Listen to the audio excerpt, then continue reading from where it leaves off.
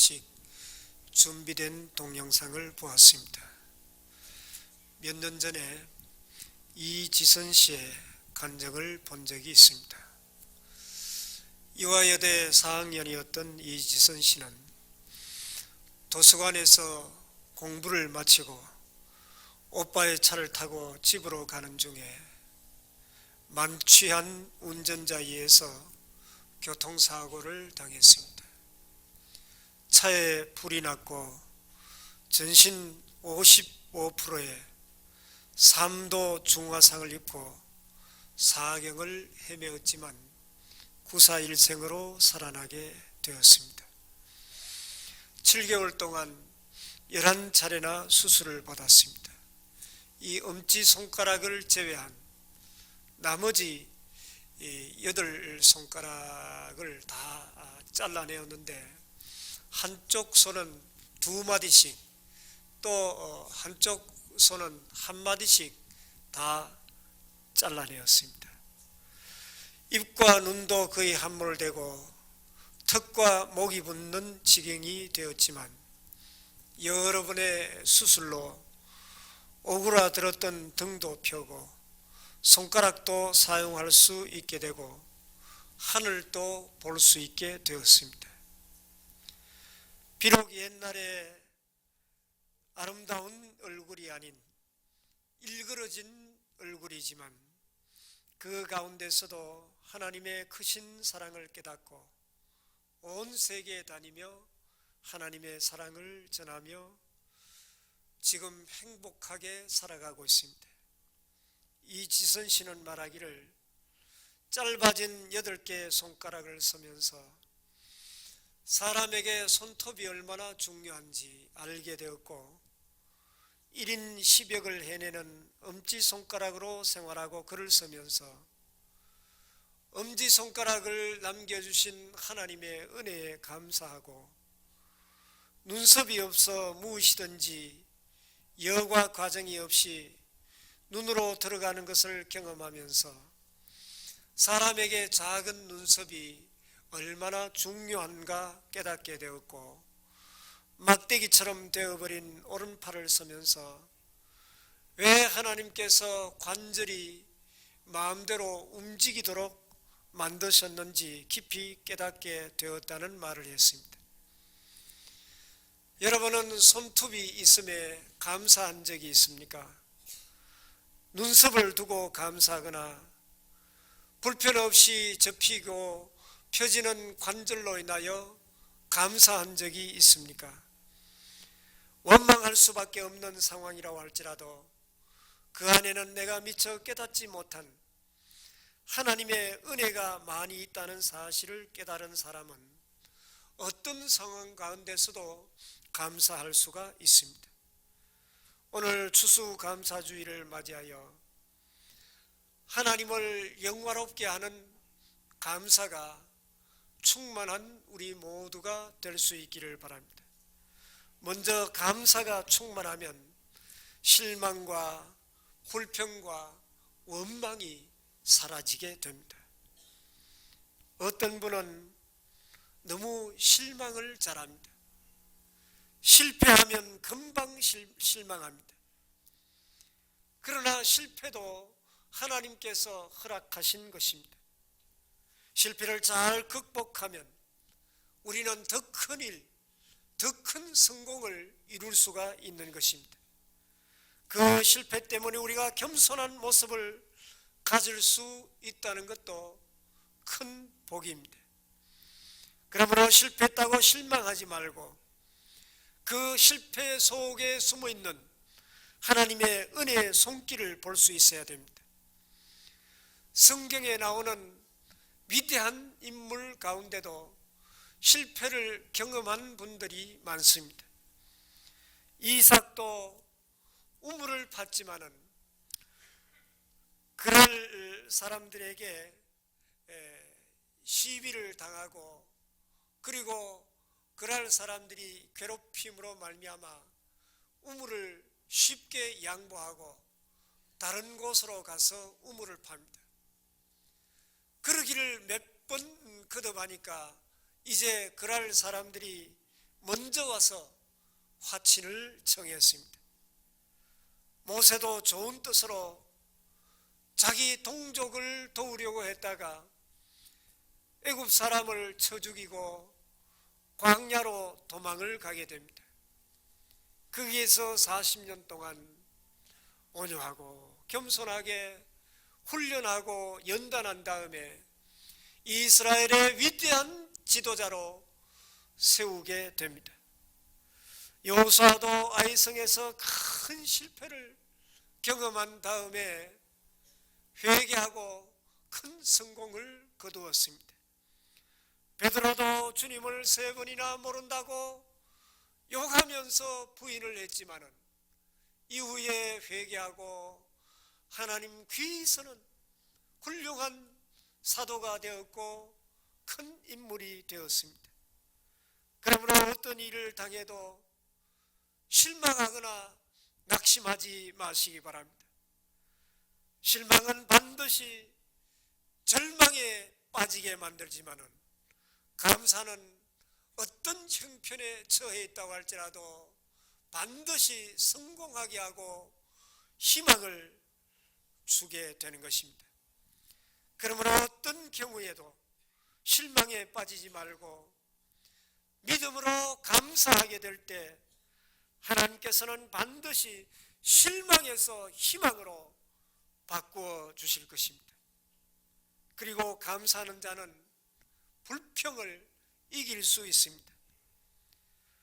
불평하게 되면 어떤 환경도 지옥으로 변화되어 버립니다. 아무리 좋은 환경 가운데 살아도 불평, 불만을 늘어놓으면 불행한 인생이 되어버리고 맙니다.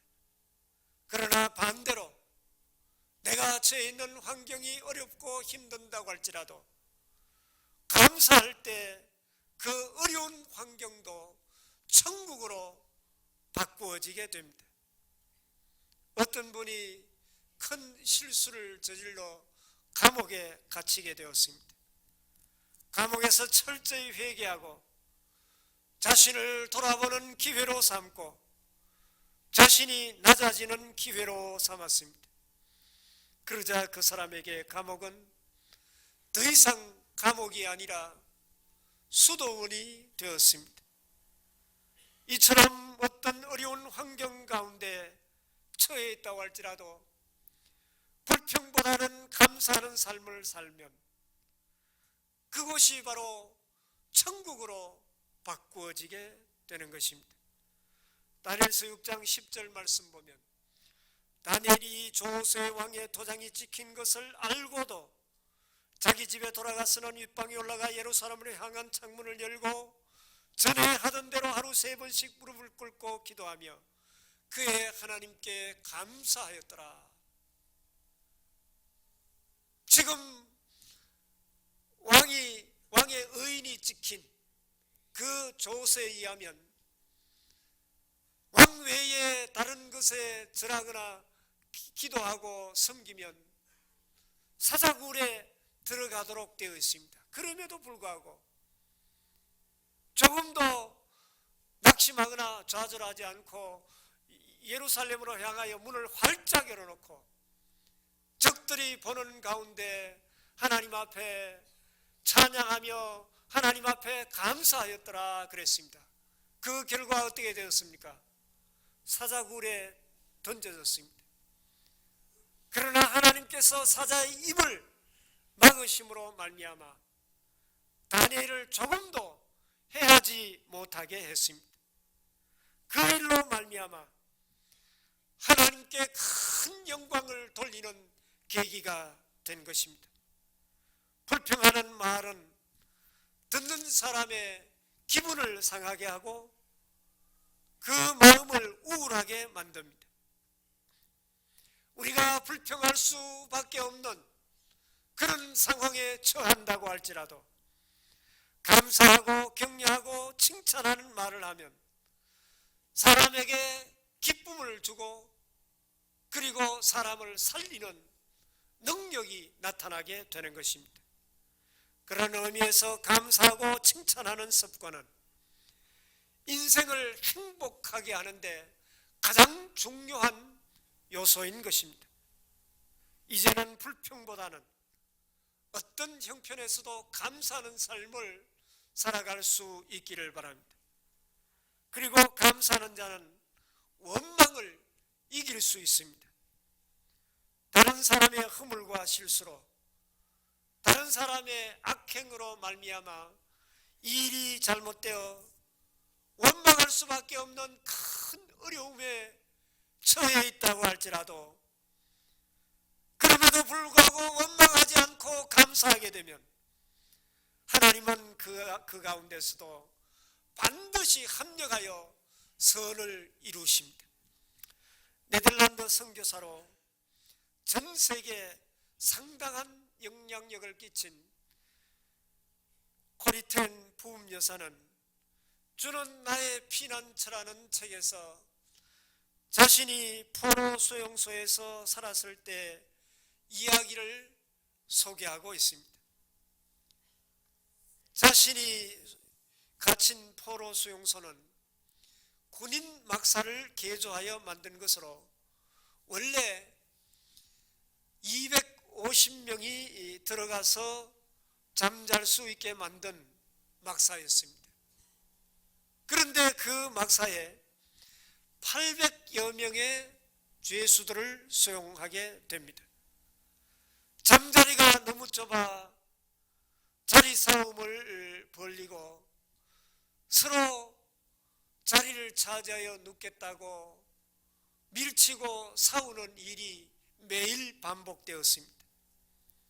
이 수용소 하나는 마치 전쟁터를 방불케 했습니다. 거기에다가 화장실 시설이 제대로 되어 있지 않아 그 막사 안에 아무데나 볼일을 볼 수밖에 없었습니다.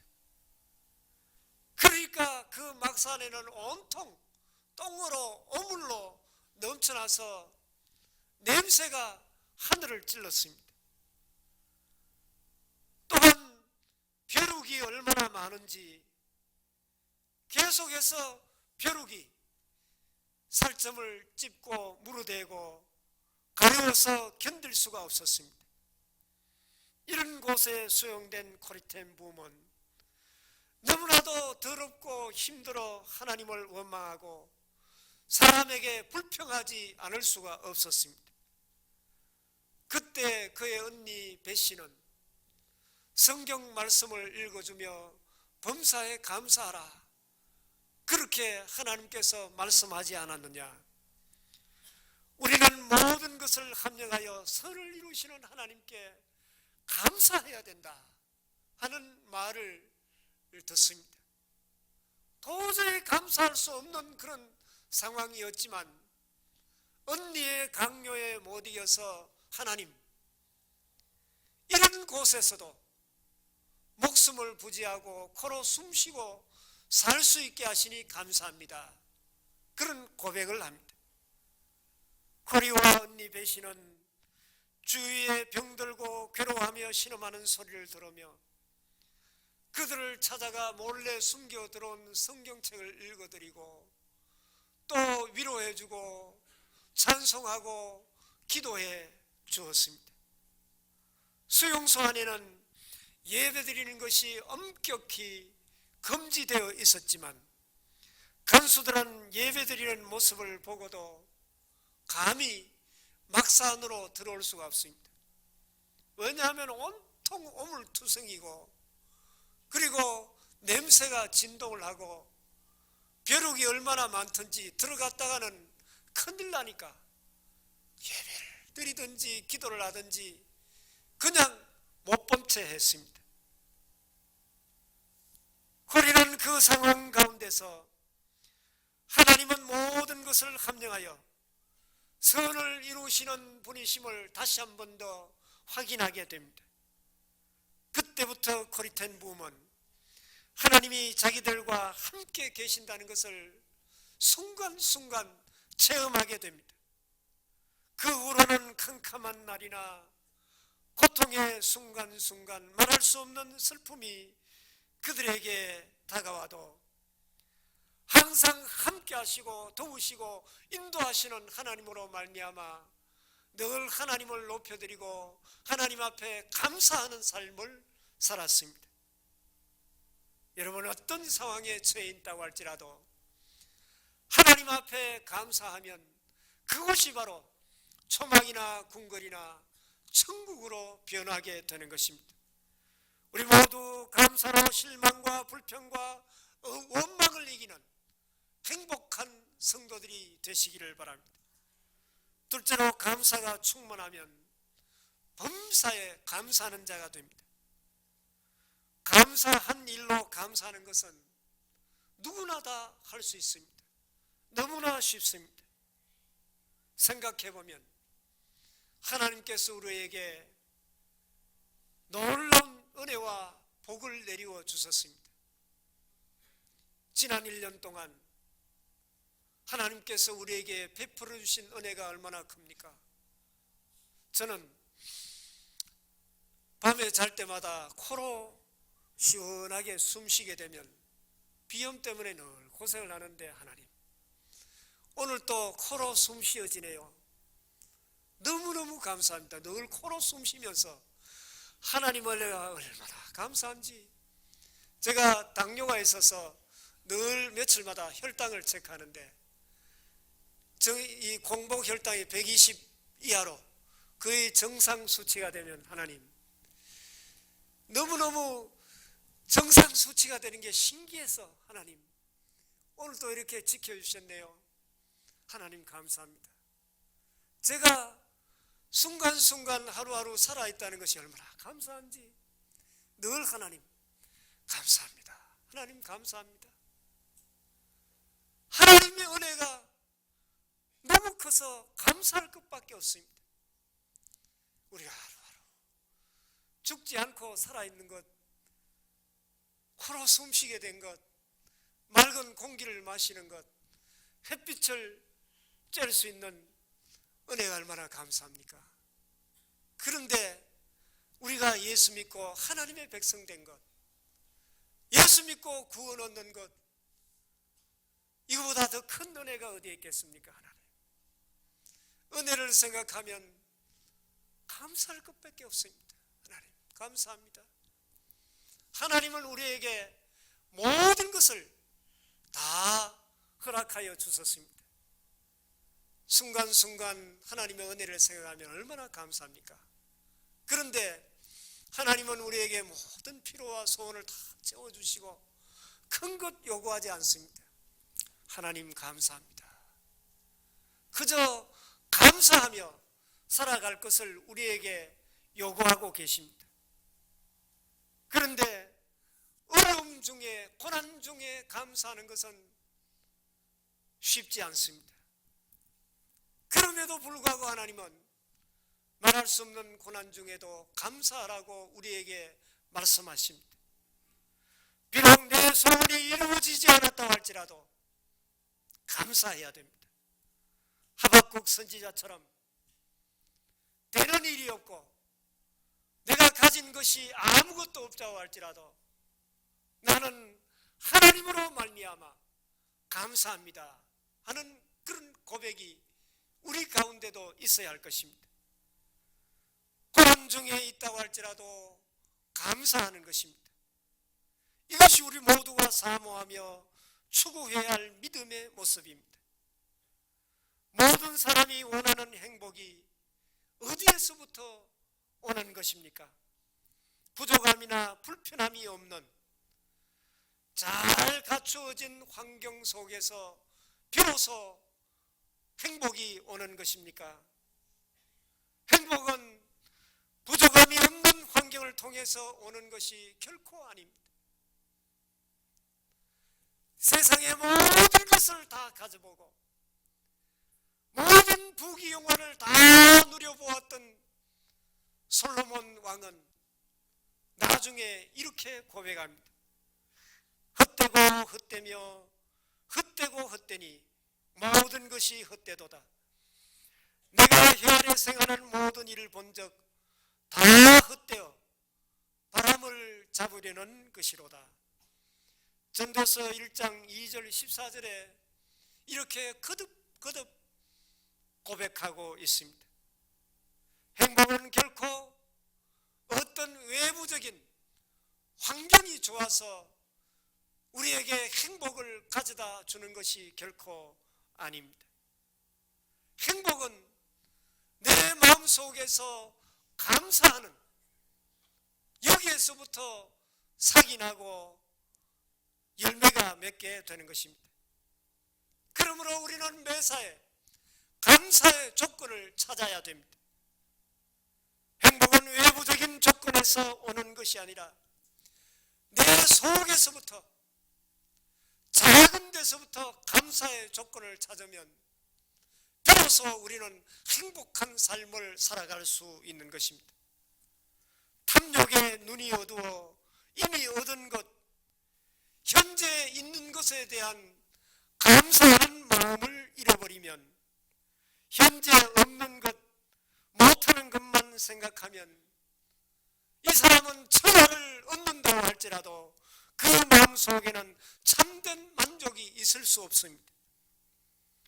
어려운 가운데서도 알뜰하게 살림을 꾸려나가는 아내의 정성을 생각하며 아내에게 감사하는 마음을 가져야 됩니다.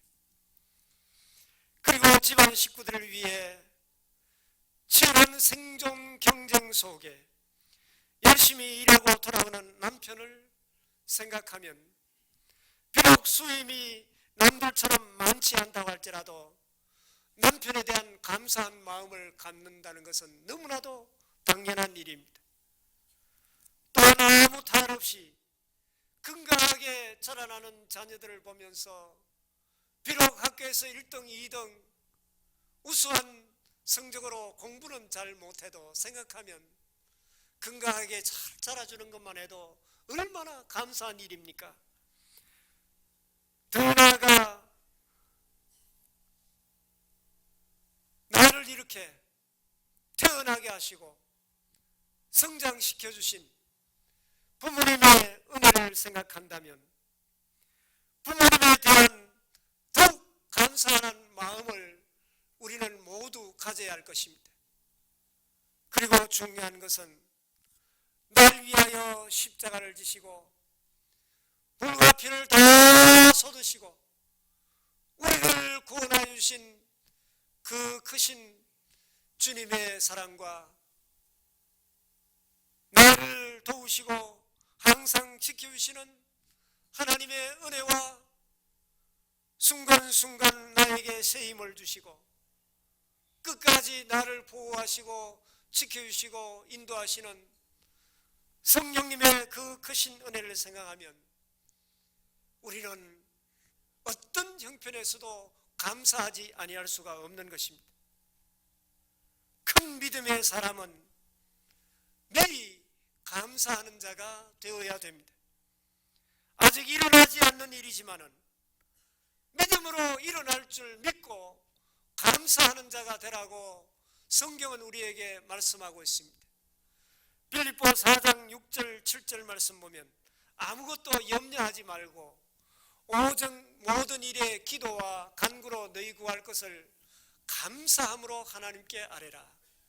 미리 감사함으로 하나님께 아뢰라. 그리하면 모든 지각에 뛰어난 하나님의 평강이 너희의 마음과 그리스도 예수 안에서 너희 마음과 생각을 지키시리라.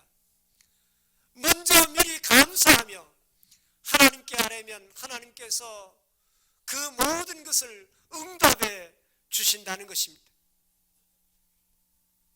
여러분, 우리가 염려할 수밖에 없고 근심할 수밖에 없는 상황이지만은 우리의 간구를 들으시고 응답하시며 도우시는 은총을 믿기 때문에 우리는 미리 감사함으로 하나님께 아뢰어야 됩니다. 이 세상에서 가장 위대한 기도는 감사의 기도입니다. 그런데 많은 분들의 기도를 보면 감사보다는 하나님 이것도 주세요, 하나님 저것도 이루어 주세요, 그저 달라고만 하는 그런 기도가 대부분 아니겠습니까? 초신자 때는 그런 모습을 하나님이 기뻐하십니다. 어린아이가 부모에게 이것도 달라 저것도 달라 그러면 이쁘잖아요. 초신자 때는 하나님이 달라고만 해도 다 그래 여기 있다 다 아낌없이 주십니다. 그러나 신앙의 연조가 오래되었음에도 불구하고 계속해서 달라고만 하는 것은 바람직하지 못합니다. 어린아이는 감사할 줄 모르고 계속해서 때를 사고 부모에게 달라고만 합니다. 그래도 부모는 다 받아주지 않습니까? 그러나 성장해서 어른이 되어도 부모에게 계속 와서 달라고만 하면 어느 부모가 기뻐하시겠습니까? 이놈아 아직도 달라고만 하느냐 그렇게 꾸지람을 하지 않겠습니까? 마찬가지로 하나님께서는 이미 받은 것에 감사할 줄 모르고 항상 달라고만 하는 성도들을 기뻐하지 아니하십니다.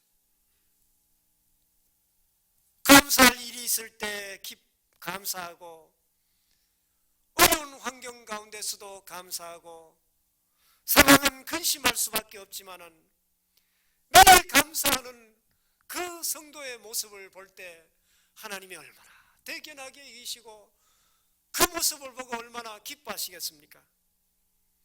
세 번째로 감사 충만은 축복의 통로가 됩니다. 감사는 마음과 육체를 건강하게 만듭니다.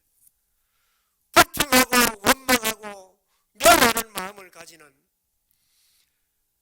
이런 불평 불만으로 가득 차게 되면 건강한 마음과 육체도 병이 들게 됩니다. 전문가들의 말에 의하면 저녁에 유난히 피곤함을 느끼면 두 가지 중에 하나라고 합니다. 낮에 열심히 일을 했다든지 아니면 종일 화를 내고 불평을 했을 가능성이 높다는 것입니다.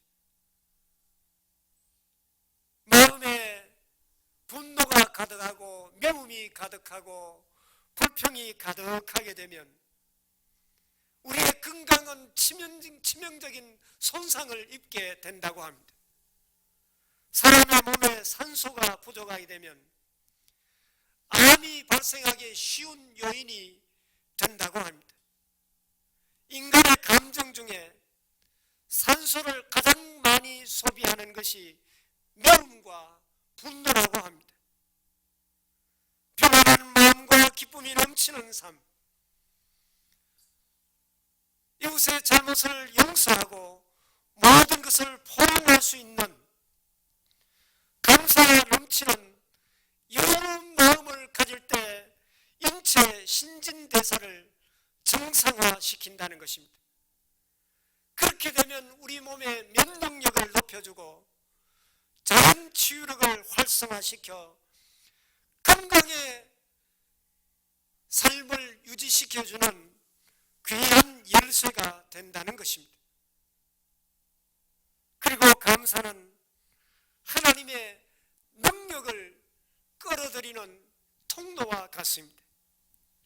요나는 한때 어리석은 생각으로 하나님의 말씀에 불순종하다가 죽음의 위기를 만났지만은 그 상황 속에 하나님 앞에 철저하게 회개하고 요나서 2장 9절에 보면 나는 감사하는 목소리로 주께 제사를 드리며 물고기 배속에서 철저하게 회개하고 하나님께서 이 같은 상황 속에서도 죽이지 않고 살려주고 계심에 감사함으로 하나님께 제사를 드렸습니다. 그때 죽음의 위기에서 벗어나게 되고 마침내 하나님의 귀한 사명을 감당하는 선지자가 됩니다. 사도 바울도 곳곳을 다니며 복음을 전하여 많은 교회를 세웠습니다.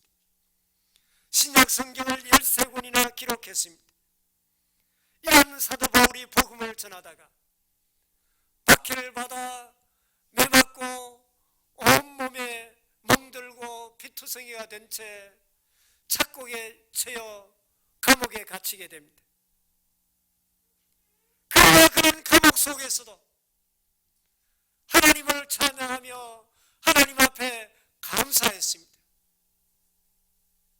그때 기적이 일어났습니다. 옥토가 움직이고 묶어놓았던 착고가 다 풀어지고 그리고 옥문이 열려졌습니다.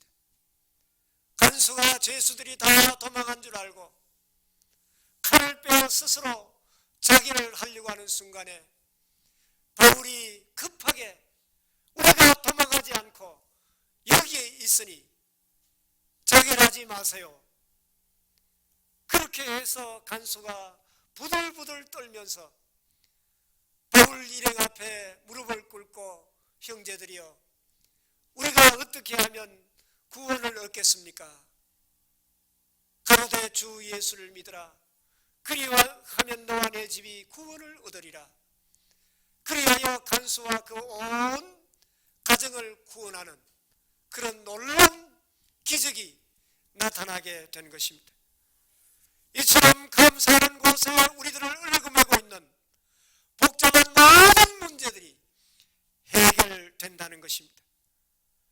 감사의 기도는 사자의 입을 막기도 하고 대군을 물리치는 능력이 있고 기적의 역사가 나타나게 되는 것입니다. 감사 충만은 행복한 인생이 되게 합니다.